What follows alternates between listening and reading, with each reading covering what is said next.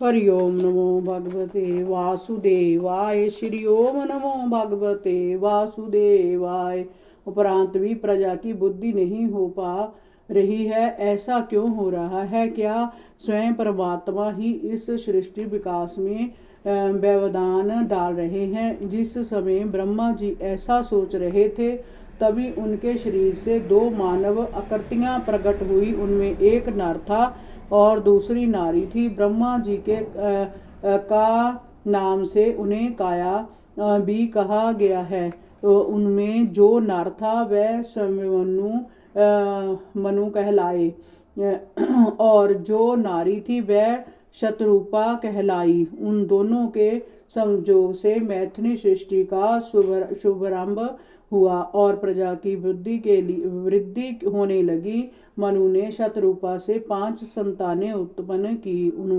उनमें प्रियव्रत और उत्तानपाद 2 पुत्र थे और आकृति, देवहूति तथा प्रसूति 3 कन्याएं थी। मनु ने आकृति का विवाह रुचि प्रजापति से किया, देवहूति का विवाह कर्दम जी से किया और प्रसूति का विवाह दक्ष प्रजापति से कर दिया।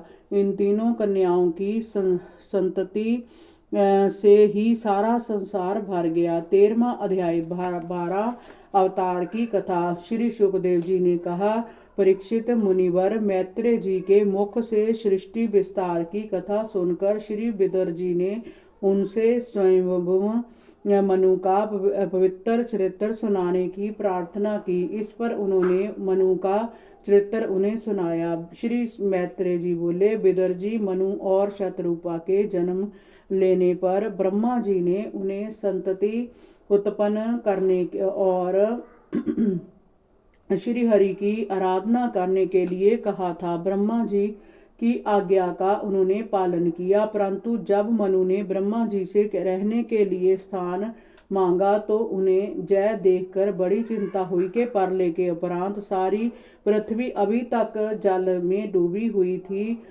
उसके उद्धार के लिए ब्रह्मा जी ने भगवान श्री हरि का स्मरण किया। तभी उनके नासिका छिद्र से अंगूठे के बराबर एक 12 शिशु निकला। देखते ही देखते वह शिशु हाथी जैसा विशाल हो गया।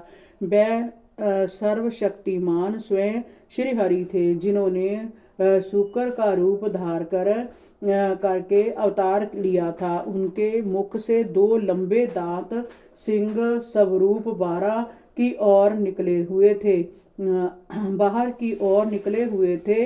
उन्होंने अपनी गर्जना से समस्त दिशाओं को गुंजरित कर दिया। ब्रह्मा जी ने उन्हें नमन किया और पृथ्वी के उद्धार की प्रार्थना की। हरि ओम नमो भगवते वासुदेवाय। श्री ओम नमो भगवते वासुदेवाय।